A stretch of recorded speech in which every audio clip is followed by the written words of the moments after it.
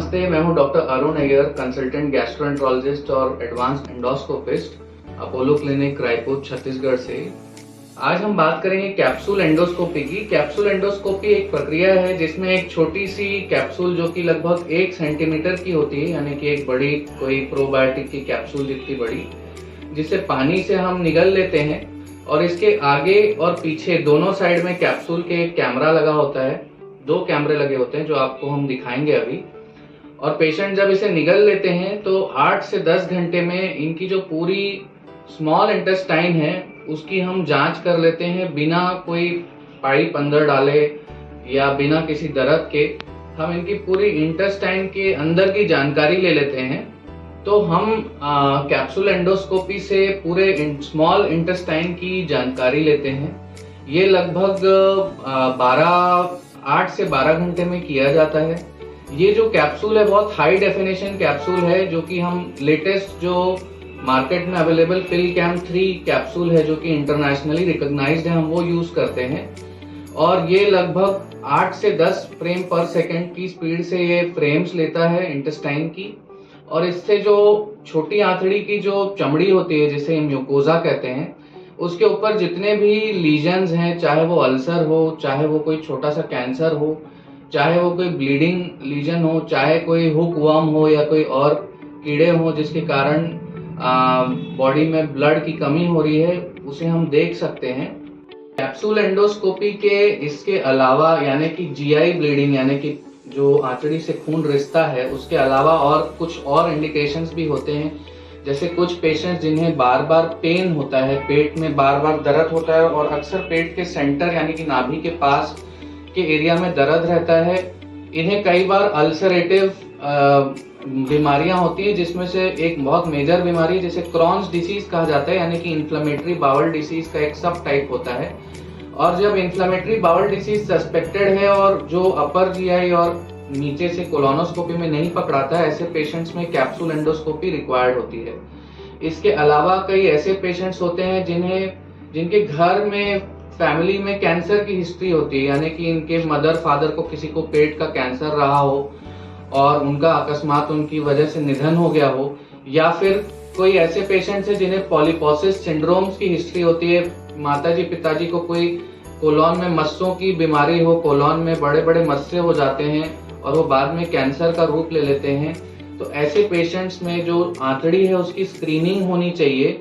और ऐसे पेशेंट्स की जब स्क्रीनिंग होती है और इनके अगर आंतड़ी में मस्से होते हैं तो हम उसे दूरबीन से ही निकाल देते हैं उन मस्सों को, यानी कि बिना ऑपरेशन के उनकी बिना चीर फाड़ के उनकी जो है माइक्रो सर्जरी हो जाती है लेजर से, और वो बिल्कुल सेम डे घर चले जाते हैं। इसकी जो इंडिकेशंस हैं कैप्सूल एंडोस्कोपी की, ये मेनली इंडिकेटेड होता है जब पेशेंट को ब्लीडिंग होती है, जीआई ब्लीडिंग यानी कि पेट से जिनके या छोटी आंतड़ी से खून रिसता रहता है और ये पेशेंट्स को खून की कमी होती है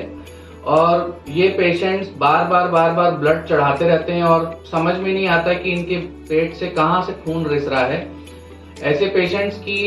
1 से 2 बार मुंह से यानी कि अपर जीआई एंडोस्कोपी और मोशन के रास्ते से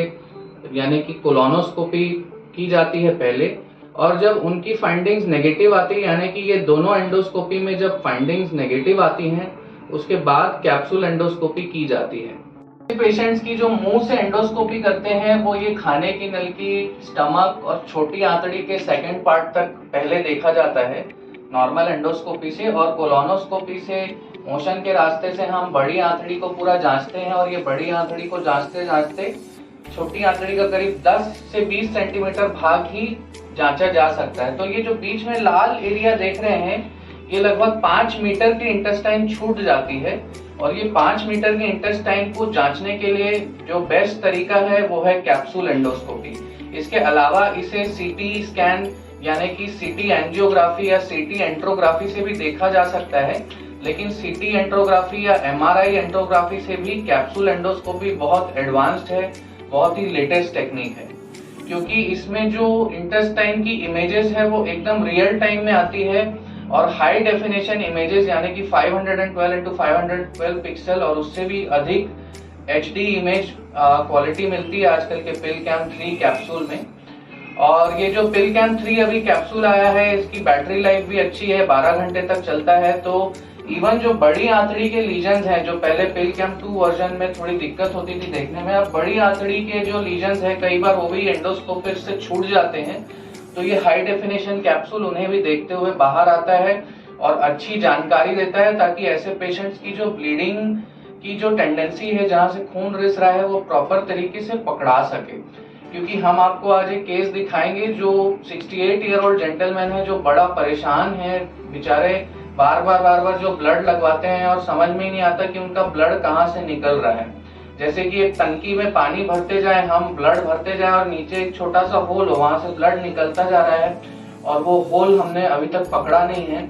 तो होपफुली इस कैप्सूल की मदद से हम वो होल को पकड़ लेंगे, यानी कि जहां से ब्लीड हो रहा है हम उस एरिया को पकड़ लेंगे और उसका सही तरीके से उसके बाद इलाज करेंगे। पेशेंट्स ऐसे होते हैं जिन्हें फूड एलर्जी होती है, यानी कि व्हीट इंटॉलरेंस या सीलियाक डिसीज की बीमारी होती है। तो जो सीलियाक डिसीज के पेशेंट्स हैं उनकी मेन प्रॉब्लम उनकी छोटी आंतड़ी में होती है, और छोटी आंतड़ी को एग्जामिन करने का सबसे बेस्ट जो तकनीक है वो है कैप्सूल एंडोस्कोपी, इसे वायरलेस कैप्सूल एंडोस्कोपी भी कहा जाता है, या कि वीडियो कैप्सूल एंडोस्कोपी भी कहा जाता है। इसके अलावा कई ऐसे पेशेंट्स होते हैं जो कि एंडोस्कोपी से कतराते हैं या डरते हैं, क्योंकि ये समझते हैं कि दूरबीन से जब पाइप डालते हैं मुंह से तो उन्हें दर्द होता है या उनका गला कटपट छिल सकता है, किसी भी कारण से उन्हें गैग रिफ्लेक्स ज्यादा होता है, उल्टी की ज्यादा टेंडेंसी होती है। तो जो ऐसे पेशेंट्स हैं जिन्हें लिवर की बीमारी है या अल्सर की बीमारी है, पेट में पेप्टिक अल्सर की बीमारी है, या सस्पिशन है, या उनके सीटी स्कैन में कुछ ऐसा है जिसके लिए डॉक्टर ने एंडोस्कोपी की एडवाइस की है, और वो अगर एंडोस्कोपी किसी भी कारणवश नहीं करवा सकते हैं, चाहे वो डर रहे हों, चाहे और भी किसी मानसिक समस्या से जूझ रहे हों, तो ऐसे पेशेंट्स को कैप्सूल एंडोस्कोपी हम दिखाएंगे। एकदम ही आसान तरीका है। इसे खाली एक गिलास पानी के साथ एक कैप्सूल को मुंह में डाल के एक नॉर्मल कैप्सूल की तरह खा लेते हैं और 8 से 10 घंटा वो क्लिनिक में रुकते हैं, और उनकी सारी जो पेट की समस्याएं हैं वो हम अंदर से देख सकते हैं और उनका इलाज कर सकते हैं। इसके अलावा बैरेट्स ईसोफेगस नाम की एक बीमारी होती है, जो कि खाने की नलकी में निचले हिस्से में इन्हें कैंसर की संभावना होती है। तो अगर डॉक्टर ने आपको बताया है कि आपको बैरेट्स ईसोफेगस है या रिफ्लक्स की बीमारी बहुत ज्यादा है जिससे बैरेट्स ईसोफेगस हो सकता है, ऐसे पेशेंट्स में भी एंडोस्कोपी लगभग 6-6 महीने में, या कुछ पेशेंट्स को 3-3 महीने में, या कुछ पेशेंट्स को साल में करवानी चाहिए। और अगर वो पेशेंट्स किसी कारणवश अगर एंडोस्कोपी से डरते हैं या नहीं करवाना चाहते हैं, तो वो कैप्सूल एंडोस्कोपी की सुविधा मुहैया करा सकते हैं और आराम से कैप्सूल एंडोस्कोपी से बैरेट्स ईसोफेगस, जो कि एक बहुत ही घातक बीमारी है जो कैंसर में कन्वर्ट हो जा सकती है, उसका स्क्रीनिंग कर सकते हैं। और ये जब बैरेट्स ईसोफेगस अगर हमें ऐसा लगता है कि ये अब ऐसे स्टेज में आ गए कि कैंसर बन सकता है, तो हम दूरबीन से ही उसे काट के, यानी कि उसका एंडोस्कोपिक म्यूकोजल रिसेक्शन करके निकाल सकते हैं, और ऐसे पेशेंट्स को भी चीर फाड़ की जरूरत नहीं पड़ती, हम सेम डे उनको घर भेज देते हैं। किडनी की बीमारियों में, जिन्हें क्रॉनिक किडनी की बीमारी है, जो पेशेंट बार डायलिसिस ले रहे हैं, ऐसे पेशेंट्स रेगुलरली वायरस से इन्फेक्टेड होने की संभावना इन्हें होती है। और आज हमारे साथ ऐसे ही पेशेंट हैं जो कि बहुत ही अच्छे सेंटर से डायलिसिस करवा रहे हैं, लेकिन ये बहुत आम बात है कि ऐसे पेशेंट्स को चूंकि बार ब्लड लगता है, डायलिसिस होती है, रेगुलर डायलिसिस मशीन से एक्सपोज होते हैं, तो कुछ लोगों को और पहले किसी की सर्जरी की हिस्ट्री होती है। तो पुराने समय में जो सर्जरीज होती थी, आज से लगभग 10, 20, 30 साल पहले, उस समय इतनी स्टेरिलाइजेशन पे नजर नहीं रहती थी। तो चूंकि गवर्नमेंट की जो स्कीम्स थी वो उस समय इतनी स्ट्रॉन्ग स्ट्रिंजेंट नहीं थी, तो कुछ पेशेंट्स को अकल्ट हेपेटाइटिस बी या फिर ओवर्ट हेपेटाइटिस बी या हेपेटाइटिस सी की बीमारी होती है, और धीरे धीरे वो वायरस उनके लिवर को खराब करता है, और ऐसे पेशेंट्स को किडनी की भी बीमारी होती है।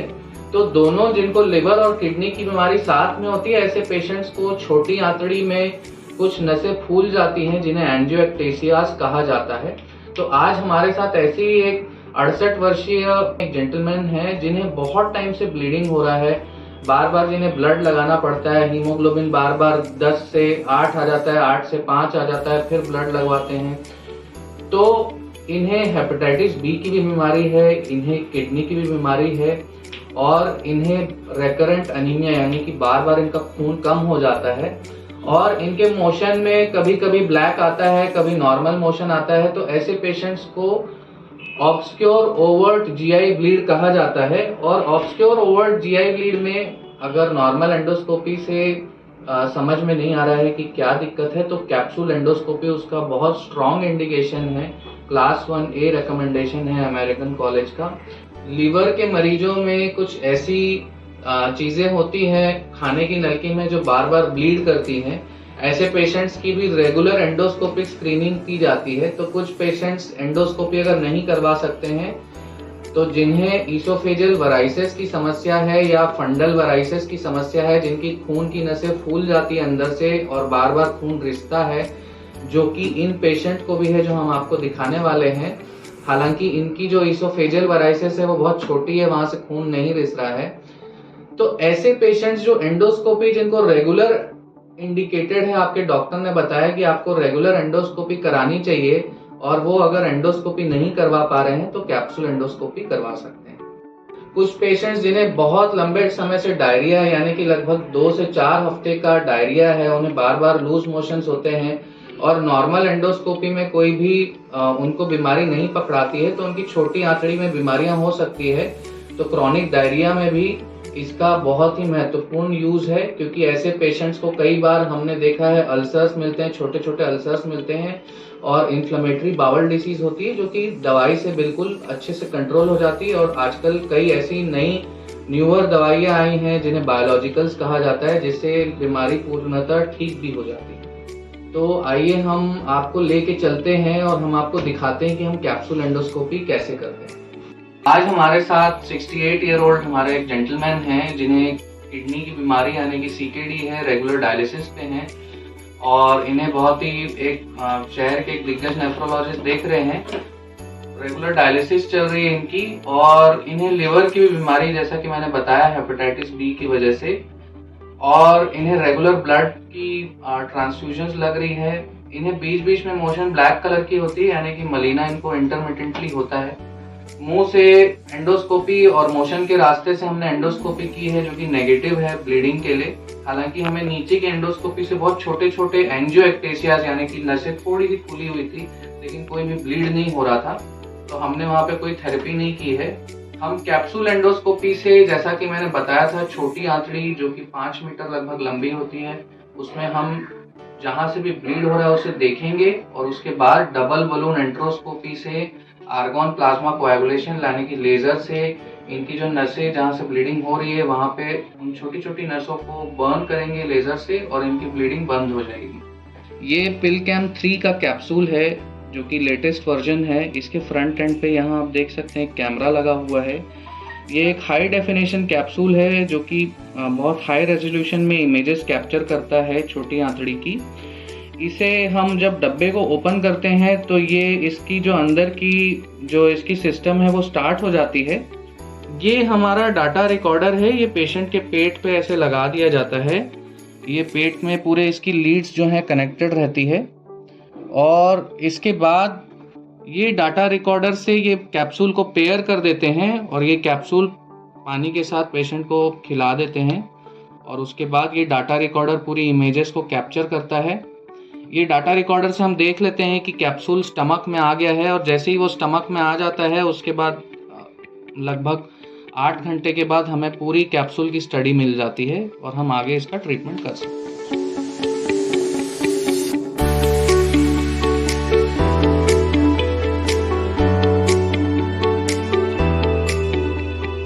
कैप्सूल हमने इन्हें दे दिया है।